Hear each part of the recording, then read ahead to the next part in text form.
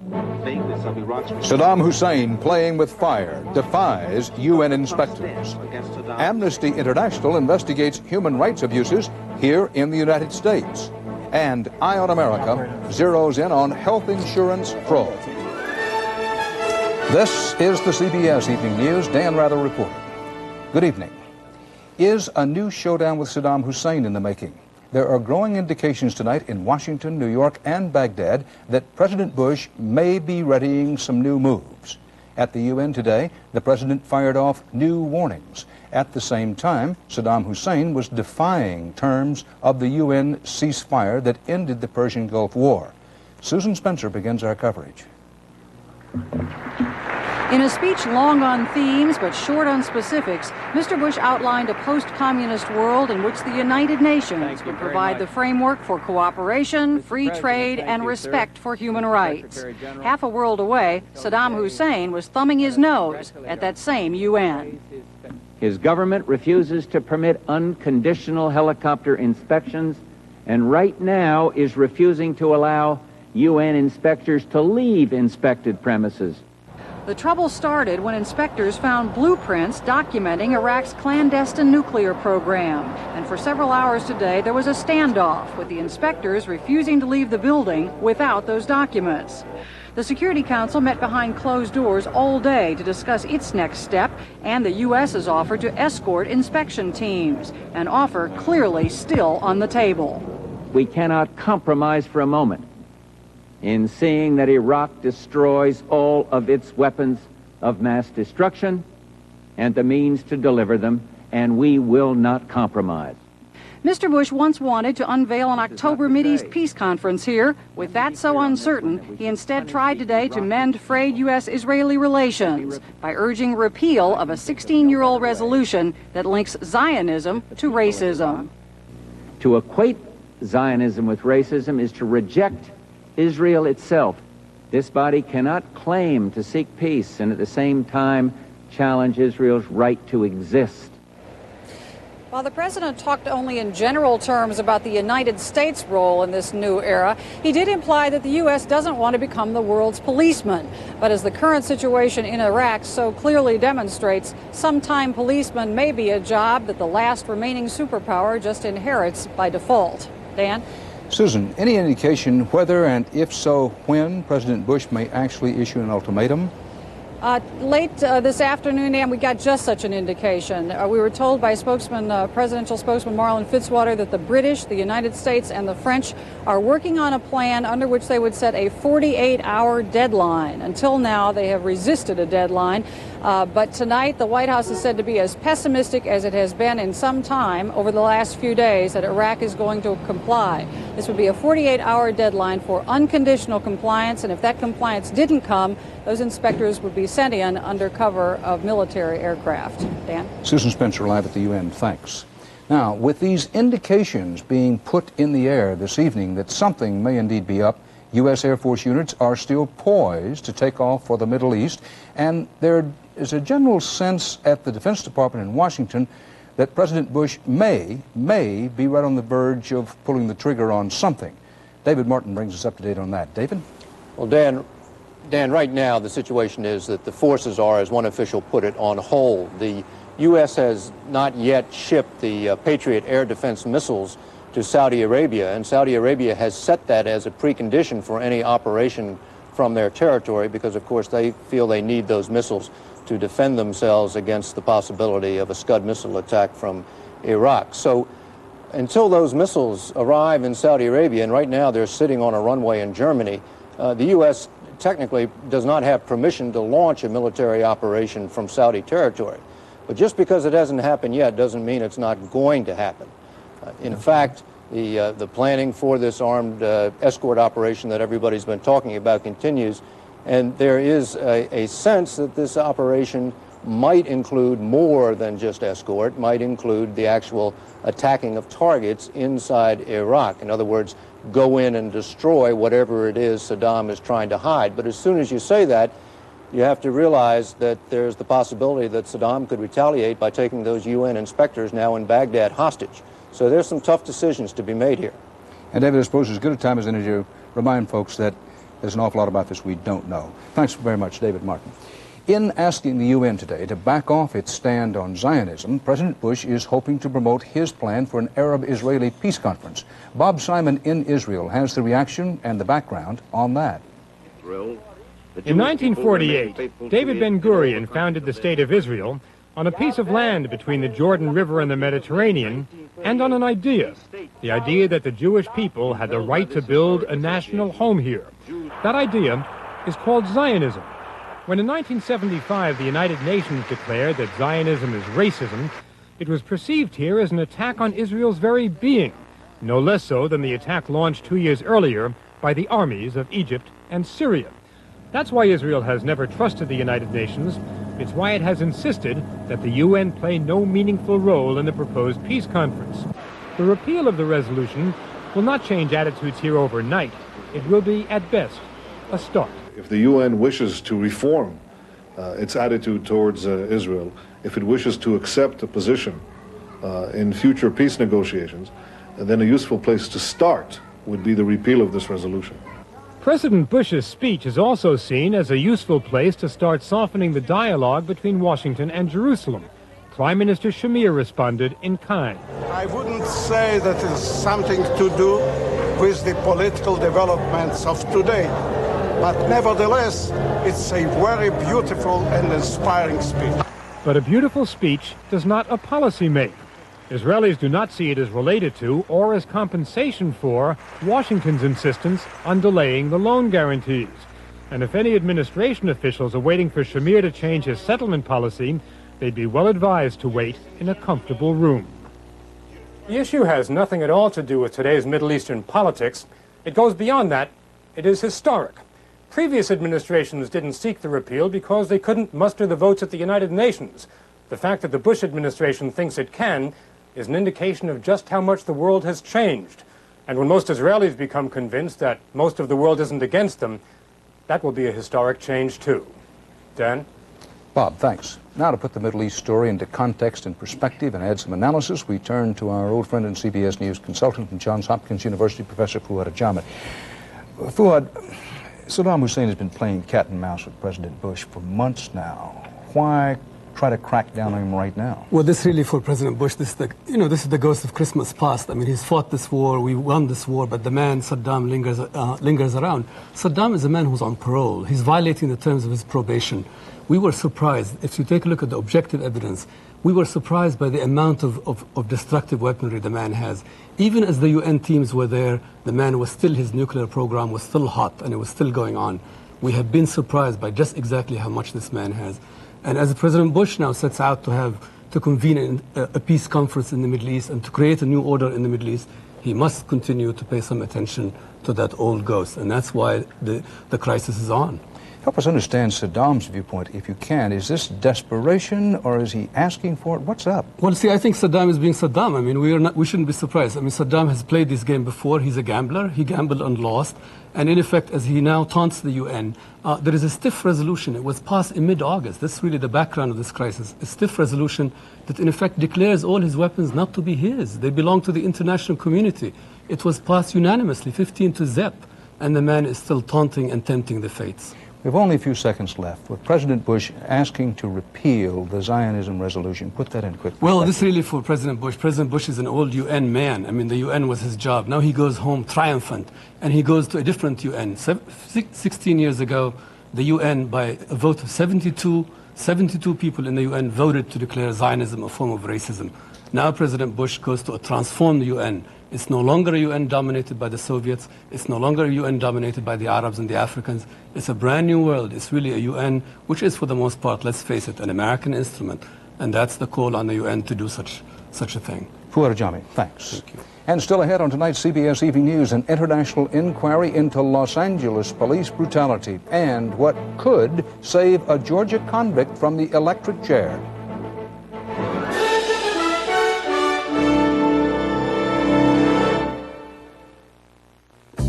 We're flattered that after 60 years, people still get impatient for the natural whole grain goodness. Roman meal bread.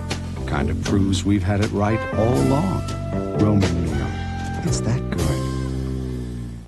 From refrigerators and freezers to washers and dryers, from dishwashers to cellular phones, VCRs, TVs, stereos, camcorders, and more. At savings from $500 to $400, all on sale through Wednesday at Sears Brand Central. Introducing new Tylenol Allergy Sinus Gel Caps.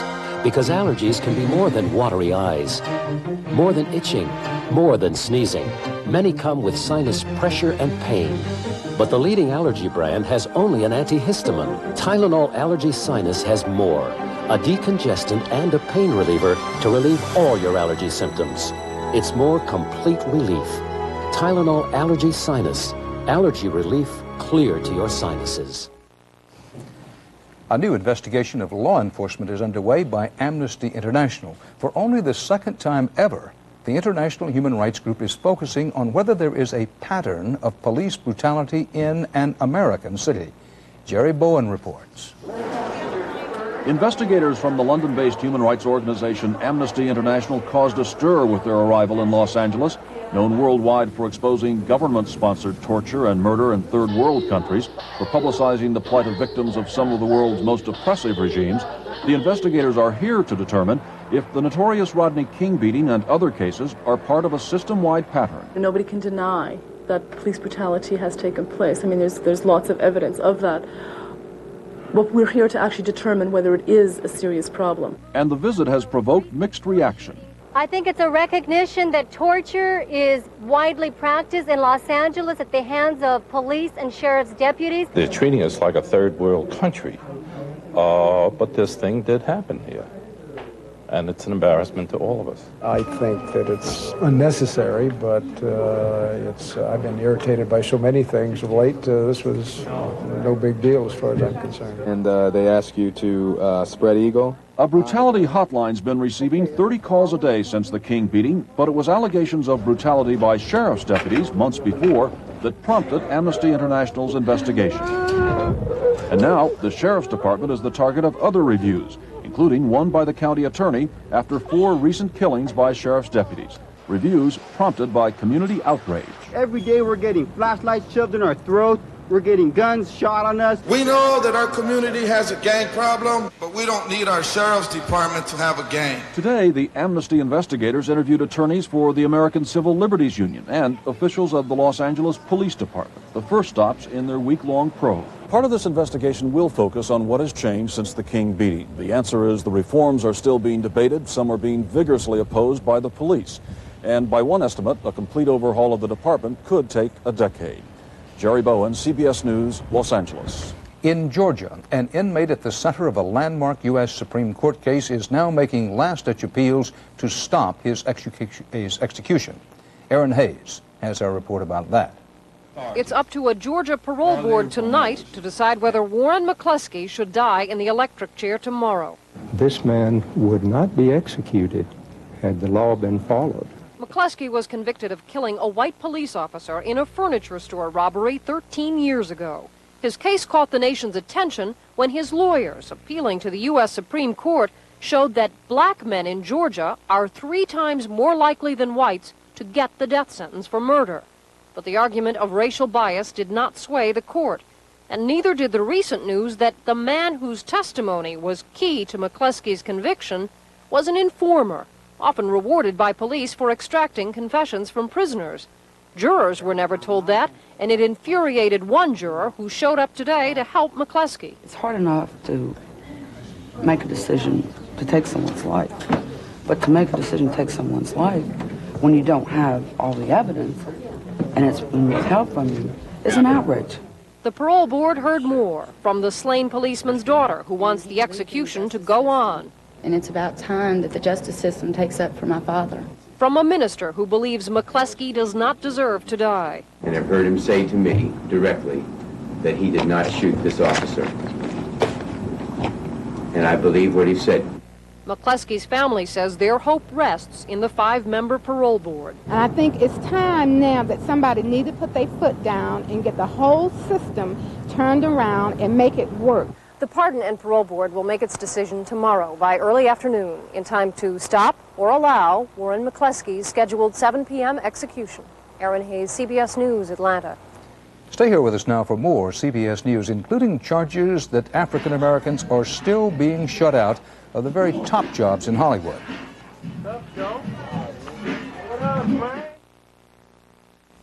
Listen, those new dog biscuits you've been getting instead of Milk-Bone, why? Milk-Bone has nearly half the fat of those Purina biscuits. Half the fat. Please, give me back my Milk-Bone.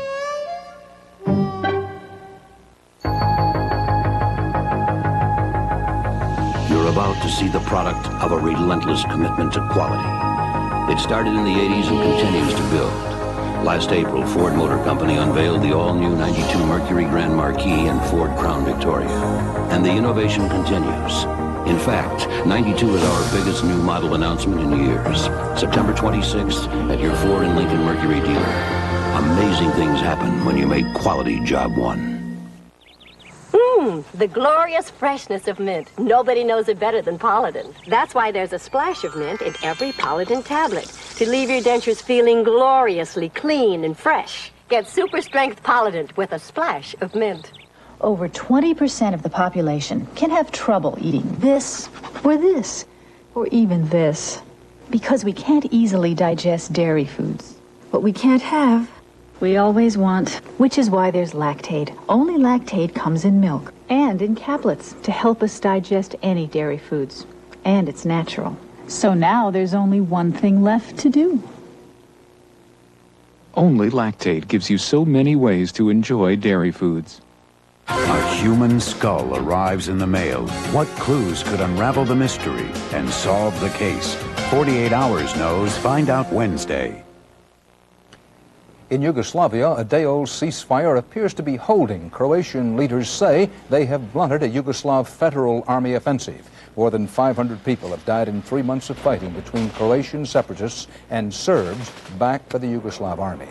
In Seattle, federal agents, city arson inspectors, and search teams are at the scene of a huge weekend fire that engulfed a 4-story apartment complex. At least 12 people are still unaccounted for. Almost 250 residents were left homeless. Cause of the Seattle fire not yet known. On television and in the movies, appearances, as we all know, can be deceiving. Today, the National Association for the Advancement of Colored People said this also applies to the perception that minorities are now getting a bigger share of the action on and off the screen. Richard Roth reports.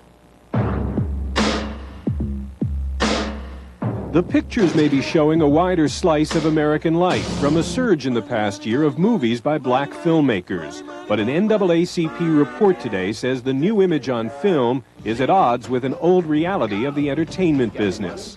The powerful community of Hollywood's decision makers, the report says, amounts to a closed society. African Americans have traditionally been shut out of this society, and our report shows that they are still in the main, shut out. The report calls the new wave of movies written, produced, and directed by blacks a sign of progress, but worries that it's a passing trend, a concern some of the filmmakers have said they share. Hollywood makes about 550 to 600 feature films per year, and the fact that 10 or 12 may be produced and or directed by African Americans this year is hardly a boon. Does anybody know what I am doing here? You're the token black teacher. Throughout the industry, the NAACP says blacks are underrepresented in everything from union jobs to leading roles. And no black executive has what counts most of all in Hollywood: the power to decide whether a movie or TV show gets made. Several factors have combined to produce this result: nepotism, cronyism, and racial discrimination. The report calls for fair share agreements with the studios to guarantee more jobs and financing for blacks in the film business. And it hints at self-criticism, saying that whatever else is done, Hollywood's black superstars need to use their influence to create opportunities for others. Richard Roth, CBS News, Hollywood. Right up next, Eye on America. Health insurance and the healthcare crisis. Tonight, victims of one of the cruelest scams of all.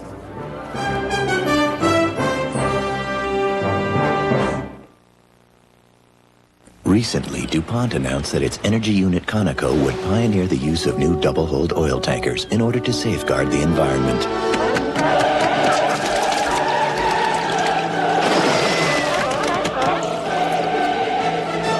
The response has been overwhelmingly positive.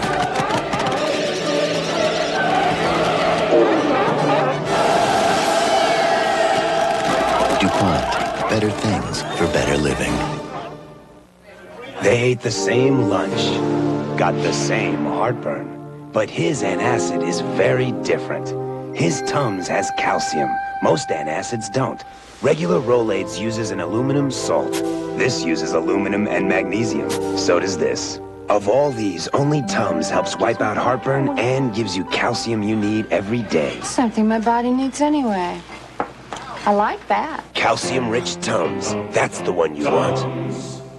Everybody needs some money. $12 for every mile over the limit. Everybody needs some. That's $300. You can add fast, too. To send someone money fast. Hello, Joan? Call 1-800-CALL-CASH. Only Western Union can get it to 16,000 locations in minutes. Nobody else even comes close. French 101. Something in my heart just told me. Psych. And biology, 903. Western Union, the fastest way to send money. I'm Paula Zahn. And I'm Harry Smith. Is your marriage better once the passion is over? Plus, Robin Williams, tomorrow on CBS This Morning. It's breakfast for your head. Let's talk about health insurance. Getting ill in this country can be risky business.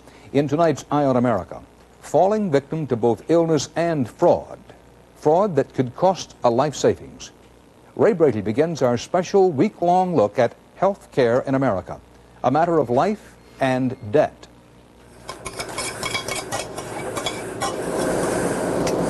I just want one piece of toast. For Gay and Chuck Alexander, breakfast begins with medical tests and pills. Through with that until tonight, thank goodness. Even though Gay Alexander had expensive heart and throat operations, and Chuck's diabetic, the Alexanders thought they were covered by her former employer's medical insurance. Now authorities charge they were the victims of a giant insurance scam, and they're stuck with staggering medical bills. There's $160,000, $170,000 worth of bills that I have no way of ever paying. With a monthly income of $1,800, the Alexanders face bills that run far higher, and with all their medical problems, no company will insure the couple. They're desperate. And there are times that we just can't buy all the drugs that we're really supposed to take because we don't have the money for it. It's not only here in Texas that people are being ripped off by phony health insurance. It's estimated that illicit plans have cost Americans $300 to $500 million in unpaid claims, leaving them with huge bills and often with no coverage. Authorities call this the cruelest scam of all. In its simplest form, as workers pay in premiums from their paychecks, some of that money is paid out in claims, but a lot of it also is being siphoned off by scam artists, until finally, there's no money left. This is a problem which really is mushrooming in scope, not just across the state of Texas, but nationwide. What is occurring and what these entities really are involved in is nothing less than insurance fraud. With medical costs soaring, small companies especially are desperate for low-cost insurance. Gay Alexander's employer got coverage from the Dallas company called American Workforce. When American Workforce policyholders tried to get their money back, they found only these empty offices. The company had gone bankrupt. Worse, companies like this aren't licensed by the states they operate in, so policyholders aren't entitled to get their money back from the state. The employees are left sick, broken, and without funds. James Borgelt Sr., who authorities say ran American Workforce from these once lavish offices, lived in this $500,000 home in suburban Dallas. His lawyer, LaDonna Ockingay, says Borgelt was unaware he was selling unauthorized insurance. Jim Borgelt's just not involved in anything like that. You'd have to know Jim. He's just a great kind of guy and wouldn't do anything to hurt anyone else. But authorities claim the insurance Borgelt was selling has left thousands of workers, like the Alexanders, with more than $3 million in unpaid health claims. Seesaw. Meet the Mastandreas and their triplets, born prematurely, delivered by cesarean section. Andy and Dottie never worried when the bills hit $100,000, until they discovered their insurance was a fraud, and their life turned into a nightmare. We can't pay it back. If we had to pay back $100,000, we'd have to sell the house and probably file personal bankruptcy and then start over. Richard Rowe, in the striped shirt, sold more than $4 million in phony insurance, some of that to the Mastandreas. Rowe's now in jail, but for Dottie and Andy and thousands of other Americans, back-breaking bills remain. That's it. Ray, yeah, I'm sort of stunned that anybody in the 1990s can still pull off this kind of scam. How can people protect themselves against this scam? Dan, it's very simple. People just have to call their State Department of Insurance, ask if the person selling the insurance is licensed, and then ask if there are any complaints against that person or the firm. All that'll be on file.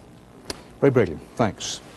This special series on health care in America will continue tomorrow night here on the CBS Evening News. Dan Rather, I'll see you then. Good night.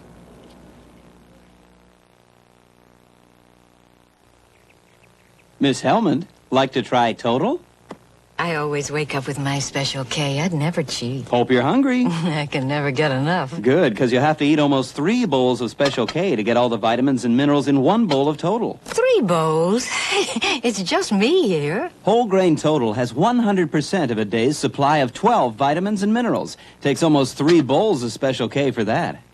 Total's got what it takes. Total, 1 bowl, 100%. For once, Maytag is offering you something that won't last. Yes! A 10-year money-back guarantee. Until October 31st, buy any Maytag washer and they'll guarantee the transmission will work for the next 10 years or your money back. That's 70 dog years, Newton. Oh. So see your Maytag dealer for details, and rest assured that even though this offer won't last, your Maytag will. Maytag, the dependability people. It's easy to recognize the leaders of yesterday. But how can we recognize the leaders of tomorrow? That's why we created the Tylenol Scholarship Fund.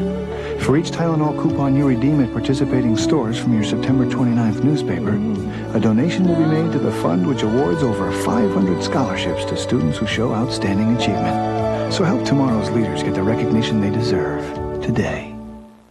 I'm a year old today. I just turned 7. I'm 1. On the day these people had their heart attacks, they started life over again. Now they eat a diet low in cholesterol and saturated fat that can actually help lower their cholesterol and risk of heart disease. Fleischmann's margarine is playing a part in that. Fleischmann's has 0 cholesterol, low saturated fat. Diet can help add years to your life. Will it take a heart attack to change yours? Fleischmann's margarine. Many happy returns.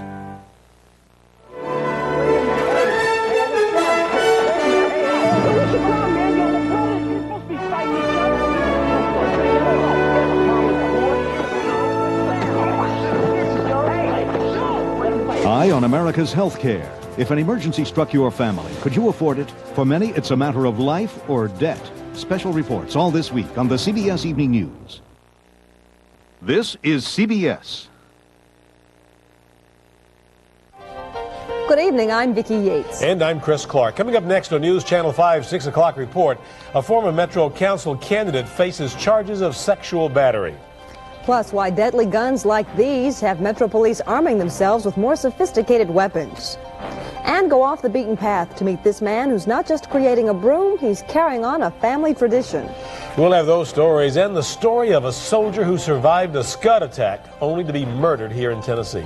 News Channel 5, 6 o'clock report is next. Join us. Helping a child learn